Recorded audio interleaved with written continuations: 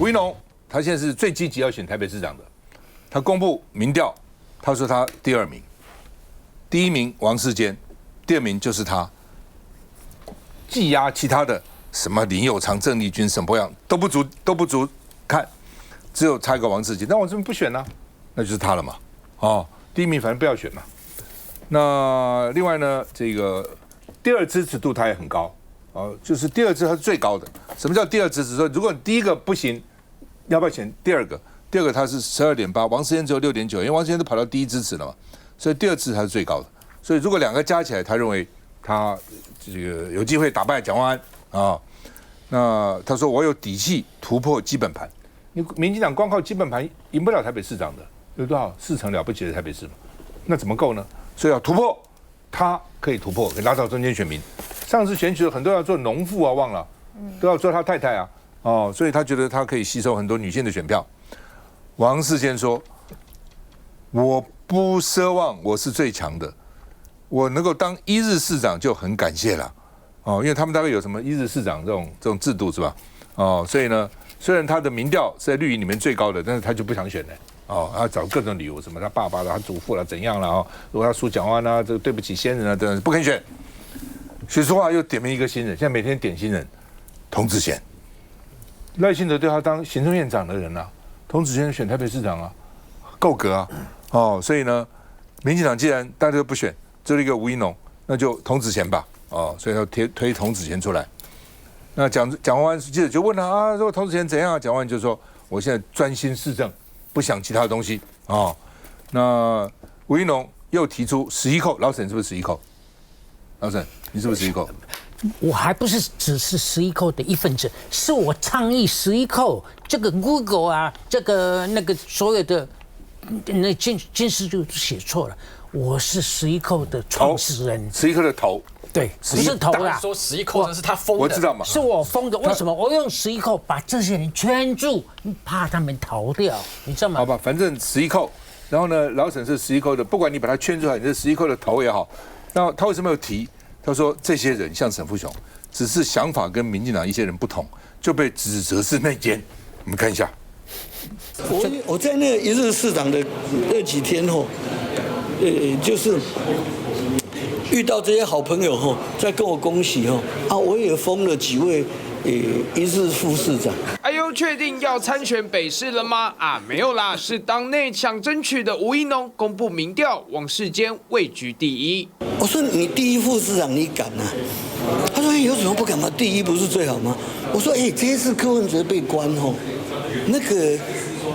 一起进去关的就是第1副市长，一个关楼上，一个关楼下。绿营谁来真正北市挑战蒋万安，似乎陷入焦灼。有小鸡点名和硕董事长童子贤非典型政治人物，或许是一位骑兵。他有能力敢说话愿意提出他的不同的看法，然后他要引进的就是干净的核能这个他没有说清楚，但我希望他能说清楚。只是现在到处点兵点将，听在吴怡农的耳里，对绿营支持者来说没诚意。我觉得这样子的一个状况有一个比较不幸的结果，就是它导致台北市民看不到民进党对台北市的积极，看不到我们对台北市发展的这个愿景。离选举还有很长一段时间，我们今天到议会来进行一种咨询，就是持续专注在市政上。绿营派谁情况未明，蒋万安先拼市政，才能为选情添加红利。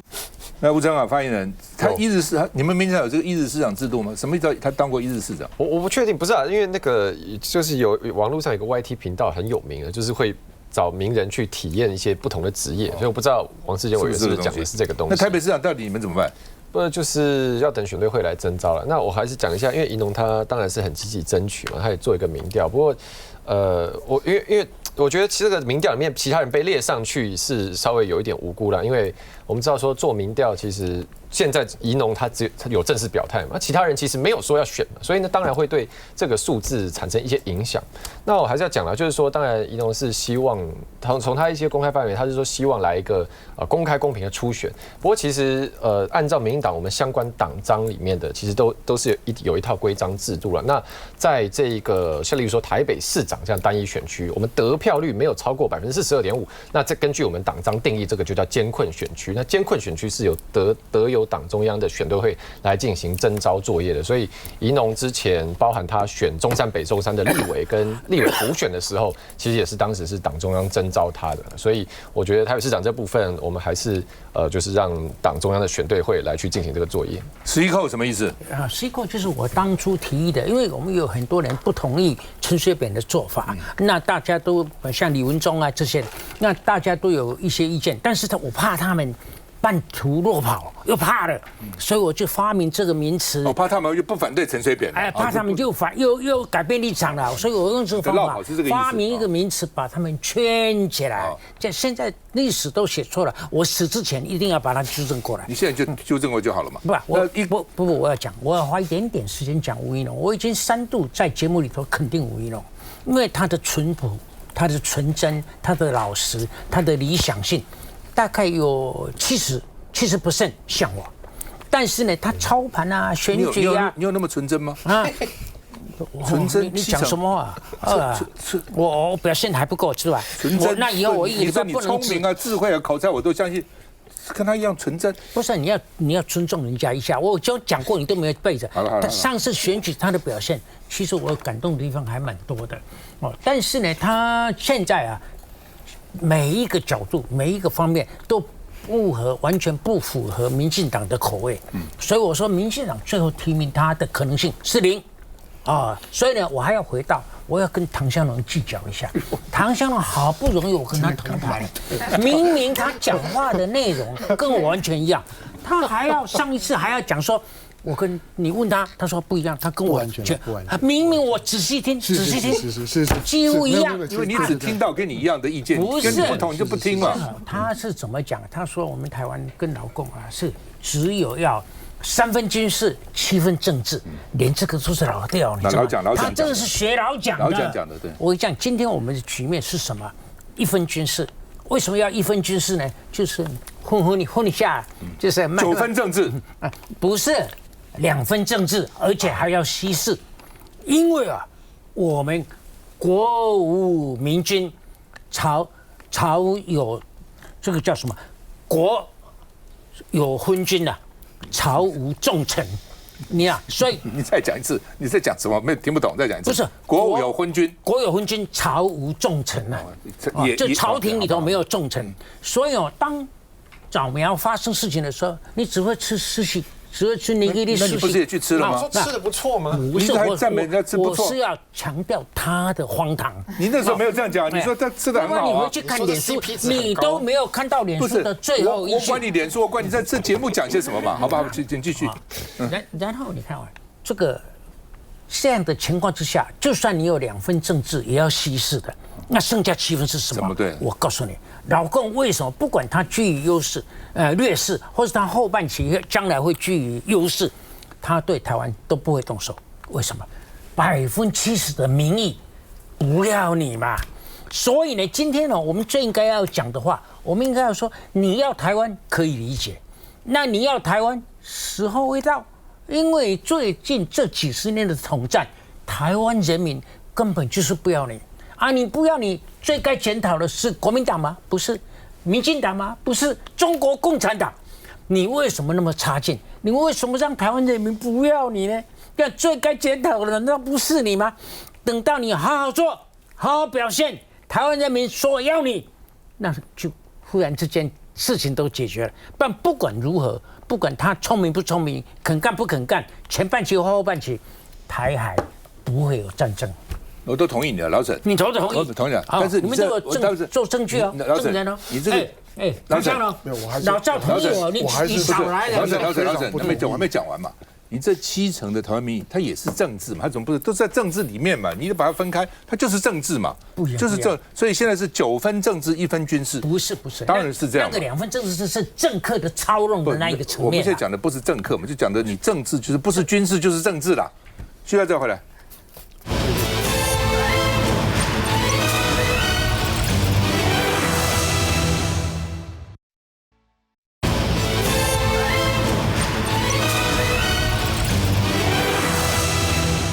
好，新竹县蓝营的陈建显，他是党部主委哦，也是这个副县长哦，新竹啊，他宣布要参选新竹县长，宣布参选不稀奇，但是有一个人来帮他站台，是呢郑朝方的哥哥哦，无党籍议员郑朝中也来了哦，那而且呢，这个陈建显说，责任的承担，让新竹县持续稳健成长。郑朝方是说呢，我管不住他，我怎么管我哥哥？人各有志啊，对吧？他要支持谁是他哦。虽然他替这个陈建贤国民党的陈建贤站台，我管不住他哦。那另外呢，国民党里面的互比，他公布一个爱普的调查了啊，徐欣莹30.2，支持度还是第1名哦。然后呢，这个林思明第2，陈建贤今天宣布的12.9，所以徐欣莹还是蛮厉害的啊。那另外呢，徐信有可能代表国民党出征新竹县。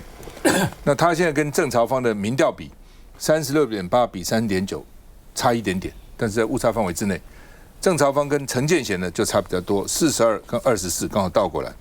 那林思明是40.8比28.6哦，林思明比陈建贤稍高一点哦。不过这边是42嘛，这边是40，所以他差12%。他差这个18%啊。那徐庆莹说：“我义不容辞，全力以赴。如果我要参选新竹县长，也算是表态了，义不容辞哦，全力以赴哦。”那林思明也说：“我会拼到最后一刻。”林思明是国民党的立委，就说拼到最后一刻啊。那看到最后呢，到底谁能够出现啊？我们看一下。带着新竹县正副议长和跨党派议员，新竹县副县长陈建贤先陆战实力，正式宣布投入2026国民党新竹县长之战。连民进党呼声最高的竹北市长郑朝方的哥哥郑朝中都到现场力挺。主角永远只有一个，我是秉持的，做什么像什么。不过被视为蓝营大本营的新竹，现在可是3抢1，同样表态要参战的在地立委徐欣莹，则趁着中午跟到秘书长李乾龙参叙，赶紧表态。义不容辞，全力以赴。初选的模式就是民意支持度最高的，是我们在地大概都了解。过去这3年这个竹北的很多的变化说竹北有很多变化，恐怕就是因为这份民调。因为根据最新民调，若3人对上郑朝方，只有徐欣莹跟他的差距在5%之内。国民党3人互比民调，徐欣莹领先拿下30.2%，林思明16.3%，陈建贤12.9%。我想真正的初选民调还没有正式开始哈。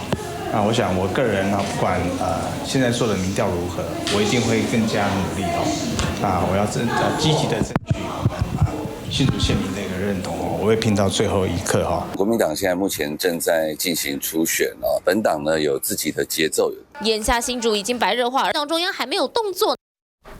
那陶祖苗，新竹跟你们关系很密切。确实很关系密切啦哈。其实新竹县现在是这样子，就是陈建贤嘛，刚刚他有大动作召开记者会。那另外新竹县2席立委，一个就是林思明，一个就是徐欣莹。那尤其因为立委相对来讲，他的全国知名度比较高。那林思明他是我们这个会期的第2届的书记长那徐欣莹过去他有一个美名是这个当地最高票当选的立法委员，所以其实他们基层实力都不弱啦。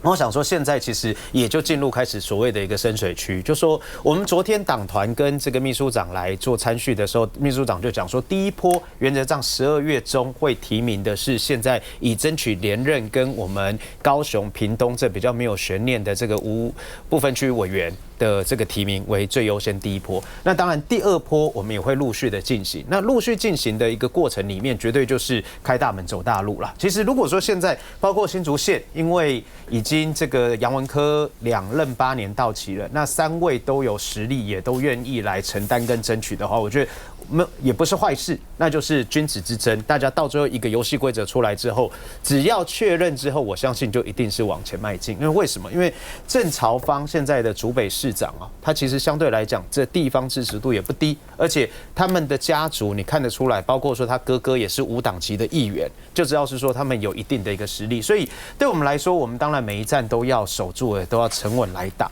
那其实这一节讨论的这个新竹县跟上一段讨论的这个台北市啊，其实我觉得也可以一起谈啊，就是说台北市来说，我们现在看到有一个吴怡农现在跳出来，可是民进党相对比较积极，但是我必须很持平跟客观来讲，吴怡农他的知名度某种程度上是来自于蒋万安。因为吴怡农他最高知名度的时候，其实就是2020年那个时候，他跟蒋万安的一个竞争嘛，那也因此把他的知名度一下子给拉升。但是在2020年到最后蒋万安赢，可是我们以2020年跟现在2026年来对比较的话，蒋万安有没有更强？我们其实大家认为是说，蒋万安他是现任4年的台北市长，并且辉达处理的也是有凭有据、有守有为。而吴怡农过去这6年里面，相对来讲他自己比较没有所谓的代表作，所以如果说要在这里碰到的话，其实对于这吴怡农来讲不一定有利啊。那当然，民进党他到最后会派出什么样的一个对手，我们不知道。但是每一个县市我们都一样，就是会把最好的人选挑出来之后，全力作战。因为我们也相信，2026年民进党绝对是会用无所不用其极的资源来下来争取这个县市长，但是我们能够守住的地方，以及我们能够争取来开疆辟土的地方，也绝对不会放过。由于你们新竹县没有人选嘛，新竹市有，对不对？对，新竹县目前是没有啊。那新竹市当然因为现在是民众党的执政县市，那这个部分对民众党来说是重中之重。那目前来说，因为虽然高虹安市长他的这个案子可能会到下个月12月的时候才会有一个定调，但是因为这个部分，其实在新竹市民众党的基层的支持也还是很高，所以我想这个地方我们是不会放弃，会让自己成为最好的选择。是，嘉欣。其实可以看到，就是说在新竹呢，我们还是有蛮多不错的人选，新竹县那这个我们自己的候选人，就想要参选的人，其实都蛮强的。那当然，因为这个郑朝方他先前也选过嘛，然后所以他在这个地方上面，那选过的人他也有所知名度。可是我觉得在新竹县来讲那如果我不管我们国民党用什么样的方式去提名提名出来的人，大家只要能够集中支持的话，在新竹县。我相信新竹县的选民朋友还是会最后他就是在民调上面会往上拉升，因为现在国民党要选谁，好像大家还不知道，所以那会显得郑朝方的这个民调会比较高。但是等到呢国民党的人选确定之后，那这个民调的状况可能又会不一样。好，休息一下再回来。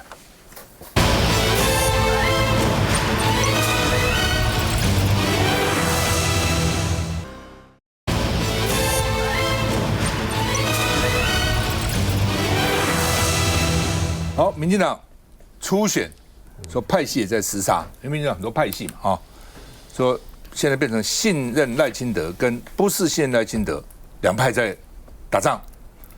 那赖清德今天到台南鹿耳门去参拜，呼吁不同党没关系，同国开要紧。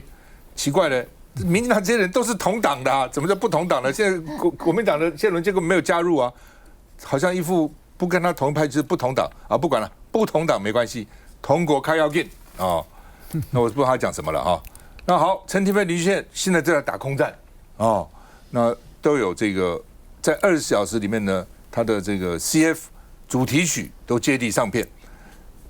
林俊宪是由金曲歌王谢明佑、金钟导演这个纪倪君替林宪打造竞选主题曲，叫《献和力》把我献给你，我林俊宪献给台南人那另外呢，不到20小时，陈亭妃就走入台南渔村第一线，最新形象的片子也在今日正式上线。哇，两个都开始变先变先那另外呢，这个林俊宪的献给你做了一个 MV 然后这个台南我看这应该是运河吧然后献给台南，献给台南人那陈亭妃呢就推出来最新形象影片，走到台南渔村第一线说让人能够信任、能够依靠的市长是谁呢？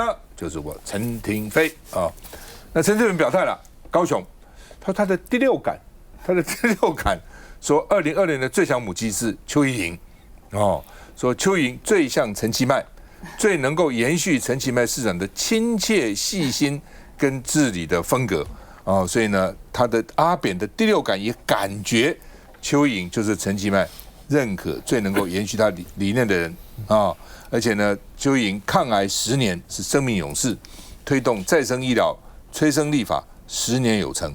另外呢，再生医疗法及再生医疗制剂条例3度通过，所以邱莹当之无愧是最大功臣，也是他立委任内最大的成就之一。所以阿扁的第六感告诉你，我的感觉就是邱莹了。我们看一下，为什么支持我的这些议员对当时台南市2次的陈亭妃、郭信良他们策动的议长选举跑票受伤最重，所以这些议员全部都支持我。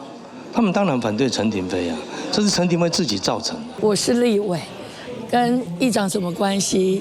然后跟选举议长选举有什么关系？我觉得他搞错方向了哈。国民党一定是支持一个他最容易对付的一个民进党的候选人嘛，所以他介入民进党出钱，为什么？那就是希望民进党可以推出陈亭妃比较好打嘛。大家看所有的民调，国民党最怕的是谁？是陈亭妃。谢龙介最怕的是谁？是陈亭妃。国民党怎么会帮我？这就是一个选举招数嘛。我报告了后，大家若要质询，那会使哦，那会质询，那会使哦。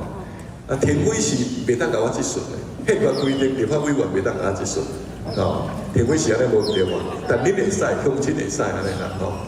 好。那个老沈，台南你的够凶，很合理。我们先讲陈水扁，你相信他的鬼话？你相信他在讲凭第六感？阿扁不是那么样傻的人，什么第六感胡说八道。我觉得阿扁是所以会挺邱意莹啊，因为邱意莹距离英系或者是新潮流最远，最远。那阿扁对这2个系是有意见的，因为你们2个执政都没有特色我。最后没有特色我，你知道吗？这是我猜的啦，大概是这样。那至于这个赖清德讲，这没想动不要紧，港国开要紧，他这句话是在台南讲的，在鹿耳门讲的，意思是什么？投给谢龙介没有关，是不是啊？就是他喊到北部讲这些话吗？那个笑话，他这句话就是说，不是西瓜不要紧，水果就好啊。你知我意思，就是你台南的，你无论想出来，拢是民进党的啊，拢是西瓜都会当选的。谢龙介也可以出来说，阿扁啊，讲不要紧，刀口不要紧。啊，如果将来推出来的不是西瓜，是圆圆，嘛不要紧，水果就好，反正就会当选的。伊是当台南较敢大声的啦，这种话他到台北来讲看卖，无想动不要紧，你惊死哦，你知道？你认为他认为怎么样都是民进党就是了。不是，还讲哦，因为我觉得我刚才讲过啊，这个国有昏君啊，你知道吗？你不要太跟赖清德追究这种逻辑，要追究逻辑啊，你的对手是唐湘龙。所以你的意思说，唐湘龙的逻辑最强。按照你的话哈，国有昏君，君有朝无重臣啊，朝无重臣，然后君有校尉乱讲话，是不是这意思？来，湘龙，他指明你。没有，我觉得台南、高雄，当然在过去长时间都是绿营的地盘，绿营谁被提名，谁可能就是市长。那接下去这一站，当然就不太一定。我还是一样的循着我过去10多年我一贯的立场，我跟高雄、台南的市民有投票权的市民们，你们终究要认真想一件事情：今天台南、高雄和北4都的差距是不是越来越大？从一个都会发展的角度来讲，就像最近我常常讲，你看看纽约的那个32岁的市长曼达尼，他才刚取得美国的公民权6年，他在国外出生的，为什么纽约市民非常在乎他们的市长？市长太重要了。那台南跟高雄这2个地方，台南在6都呢，不管你多喜欢的，我也很喜欢台南，但是我是说从一个城市发展的格局的角度，台南一直垫底。高雄更夸张，高雄呢，从过去，高雄是1979年中美建交的那一年呢，升格为直辖市，是为了给台湾冲洗。本来台湾只有一个直辖市是台北市，1979年1月，大陆跟美国建交了之后呢，台湾人心惶惶。那个时候的孙运璇呢，让高雄升格为第2都，132万的人口。那个时候的人口呢是桃园市的2倍。桃园全县当年呢是65万的人口，桃园现在呢它没有合并任何的城市，它已经200多万了。高雄呢并了高雄县之后，人口现在呢跟桃园差不多。你知道高雄这40-50年时间几乎呢都原地踏步。之后呢，更不要说呢，跟台中相比，高雄现在被甩在一边。你不要光只是看演唱会经济有谁来办演唱会，在一个体育馆里面，那些并不是不好，并不是不重要，但是在一个城市的格局来讲，差太远了。台南跟高雄持续在落后当中，是台南跟高雄市民在投票真正该想的。那才是你要在乎的，而不是谁是哪个派系的，谁应该被提名，那些都不重要。发言人，要不要辩解一下？好，这个不过先讲一下刚刚前面总统讲这个嘛，就是我觉得他不是在讲台南的选举了，因为我有跟过总统的几次拜庙的行程，那他因为他去参拜庙宇，很多地方的群众就来嘛，那他其实就很喜欢利用这样的机会跟大家分享政府的施政，他觉得一定要把他的这个政绩政府做什么传达出去，所以其实你看刚刚我们新闻画面有说，就是他说大概当搞啊这损其实就是他前面讲完说我现在有这个托育的津贴啊，长照的津贴啊，等等等等等，所以我觉得他应该是在强调说，可能包含最近有例如说有财划法啦、有国防预算的事情，他是觉得说希望大家都可以支持这样的理念，就是国家应该这个利益是跨党派的，希望大家一起共同支持这个样子啦。那讲回来，我觉得其实也可以看到说，这次当然区域的均衡发展其实一直是民进党政府一个去重点关注的议题啦，所以包含现在行政院的院版的财划法送到这一个立法院里面，那接下来还要看立法院这边审议的进度。不过之前我们也在我们节目上讨论过，其实一个主要差别其实包含说这次院版的财划法修法，确实也觉得说，应该要把更多的资源释出到给包含说农业县，包含中南部因为台北市长期以来得到了非常多得天独厚的条件，所以我觉得这部分其实包含赖总统上来以后去推动这个所谓南方大溪谷的计划啦，让台南啦、南科啦，然后台积电的这个2奈米厂在高雄落脚啦等等，其实也是希望可以去整体平衡过去的一些区域落差这样。应该怎么看呢？我先看到这一个广告看板我记得好像民进党不会讲是说这个初选的时候不能用总统还是这个市长的合照相片，那怎么会还有出现这个看板，也很奇怪不过拉回来了，是这样子，我觉得台南跟高雄真的就如同刚刚湘龙哥讲的，就是那我们要看台南过去几十年民进党长期执政，高雄除了2018到2020韩国瑜短暂执政以外，其实都是民进党长期执政，但是过去30年过后，到底台南人或高雄人，我自己是高雄女婿所以我也一定要帮高雄讲话。但是高雄跟台南，大家对于是这样的一个都市的光荣感，以及向心力，还有就业人口、工作机会，以及更多的那种未来的方向，到底是变好还是变坏，这个大家自己判断，因为这个是人民最直接的感受，那也不会说为什么。我觉得说像我们这一次的谢龙介也好，柯志恩也好，甚至屏东的苏清泉，他们从2022年选完之后，继续深耕高雄、深耕台南、深耕屏东，并且希望在过去这4年里面，每一个行程我们都看到柯志恩礼拜六、礼拜天，谢龙介礼拜六、礼拜天都在地方跑，而且越来越有那种人气聚集的感觉。这是一个部分。那另外第2个部分是刚刚我们也在这个群组里面分享也看到高雄又发现了垃圾山又发现了垃圾乱倒，然后在山沟里面，然后就直接把那垃圾，那这凸显什么？这是一个城市治理大家不要忘记，不管是道路的那个出现下雨之后出现天坑，或者是说垃圾山，还是说那个乱垦乱挖的部分，那其实都是长期，因为它不会凭空出现。它不会今天1天2天突然间一堆垃圾在那边，那一定是一个长时间的治理的疏失，或者是说你治理的不严谨，或者是说有人通报了，可是也许有官商勾结，也许有 under table 的事情，造成说有人包庇而长期变成这样的状态。那如果说1个2个，到最后现在越来越多出来的时候，那我们就要问啊，过去这个地方执政、地方政府治理到底发生了什么事情？是不是螺丝完全松了？是不是真的只要颜色对了就可以？所以刚刚大佬讲嘛，如果说到最后变成是只要颜色对了，反正只要是民进党的，我谁当都可以的话，那我觉得民众真的可以用2026年这一次机会，好好思考一下，我们给国民党、给谢龙介、给柯志恩一个机会，换人做做看。其实可以看到，就是呢，台南、高雄这2个县市，你看到的是民进党里面不管是高雄，它是林俊宪跟陈亭妃嘛，争斗不休。然后呢，这个高雄则是4个人争斗不休。可是问题是，民众很在意这个事吗？就是说，多数的这个高雄市民、台南市民，他在乎你在那边吵成一团，说谁要出来代表民进党选嘛？他在乎的是你这些年来，当我们高雄，当我们台南有问题的时候，你有没有发现问题？你有没有去解决问题嘛？你可以想象得到，如果今天大家还记得吗？就是这个在台北市当时有这个天坑的事件嘛，那当地的立法委员王宏威委员，他第一时间就到现场去，而且呢还持续的在这个事情上面一直都在协助居民跟市府3方面的这个沟通，让事件能够尽快的圆满解决。因为我们不希望看到这样子的事情发生。我举一个例子，这才是大家希望看到的民意代表。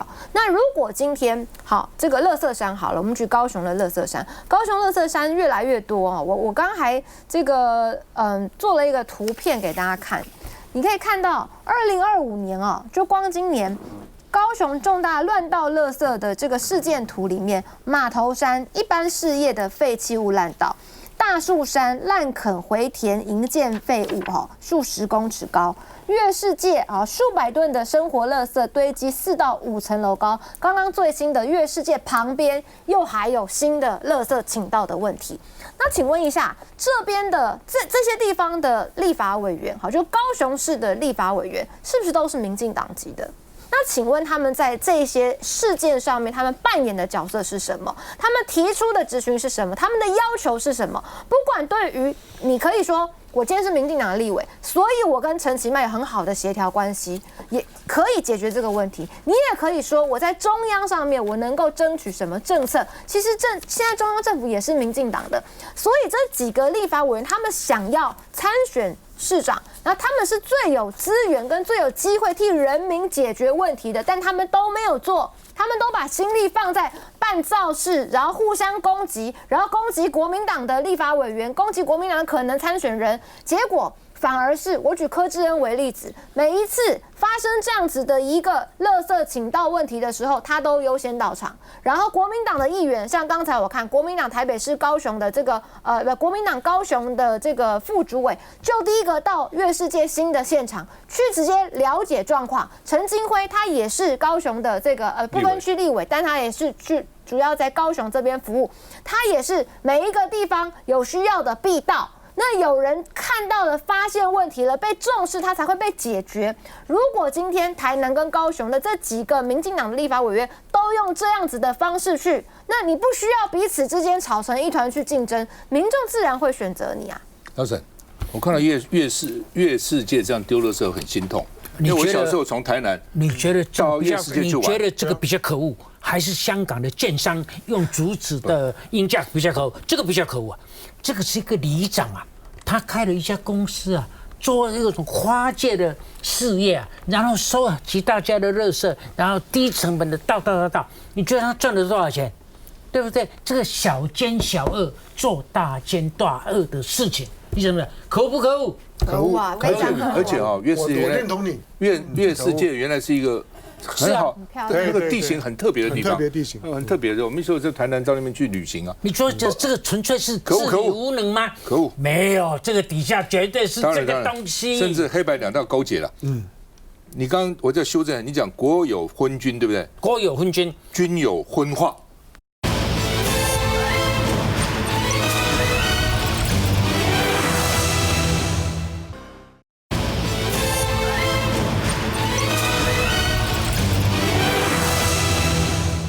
好，国民党团要修法，陆配参政不要放弃国籍。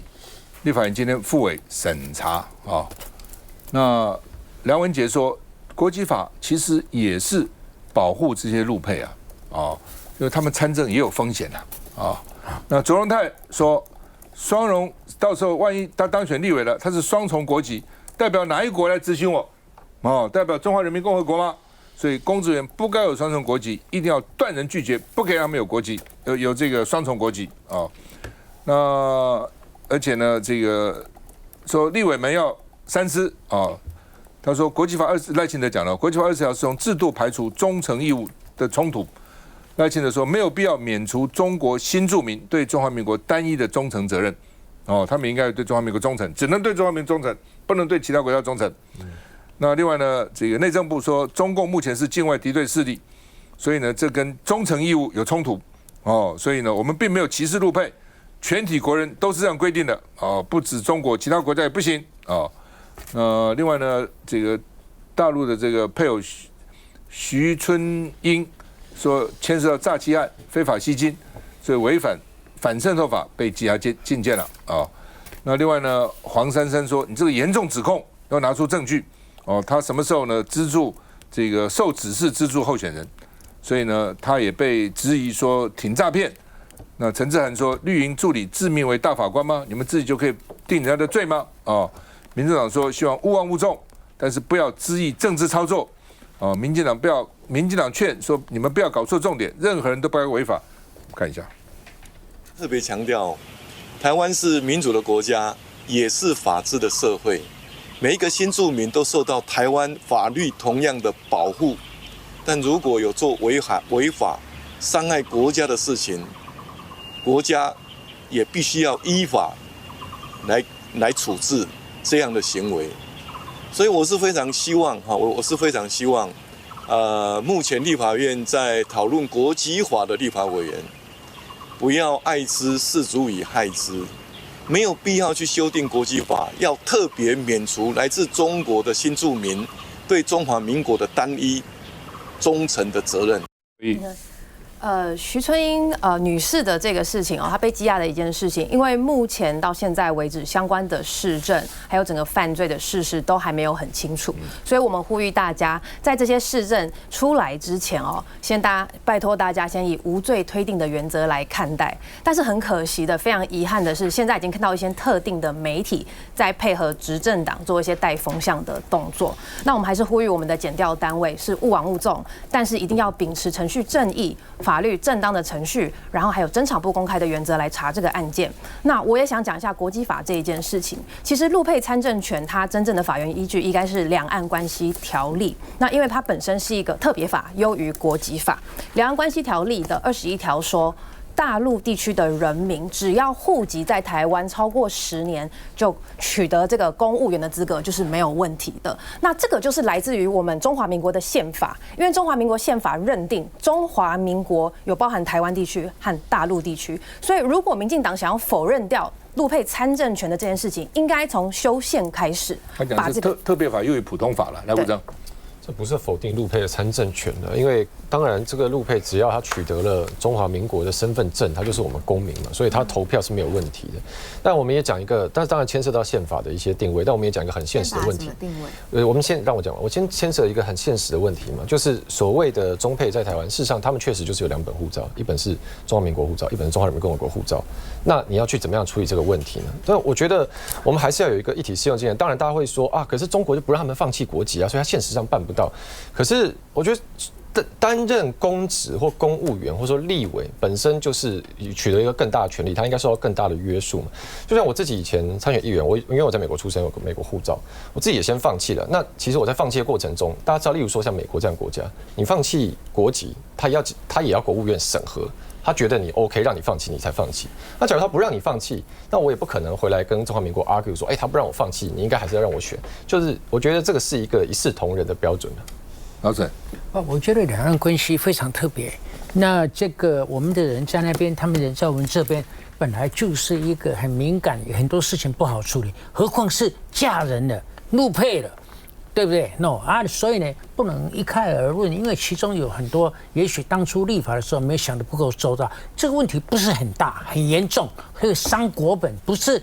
我觉得这个问题应该朝野好好坐下来，大家平心静气，说我们以前不够周延，现在是想个办法把它周延一下。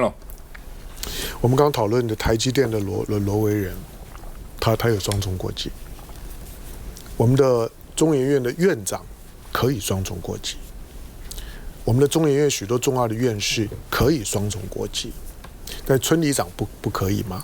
我的就是说，今天有关于用国籍法严格的双重国籍的国籍法是一个越来越落伍的主张，尤其在中低阶的公务员，他的服务性质远高于他的政治属性。就是你不需要去突出所有跟你政治立场不同的他的政治属性，好像今天呢，在台湾一旦有了一些因为制度性的原因，他没有办法放弃大陆身份了，在台湾服公职，好像呢就成为十恶不赦，这重要吗？我说今天愿意大家尽可能把门打开，在一定位阶，我认为连县市议员都不需要要求忠诚，村里长更不用，但是立委以上的等级应该呢尽可能合理的去安排，我没有意见。主要是就是说，现在目前是内政部去做解释嘛，那在这个解释上面出了一些大家的这个争执，因为国籍法第20条它有关于说到底能不能够任职要放弃的这个是他国国籍，可是我要问一个问题，两岸关系之间是国与国的关系嘛？那以现在目前来说的话，你们没有去废掉《两岸人民关系条例》，没有废掉陆委会，没有把所谓的中国大陆的相关事务并入到外交部，在这些事情做完之前，两岸关系它就不是国与国的关系，那他何来要放弃他国国籍呢？我觉得这就讲白了，就是政治。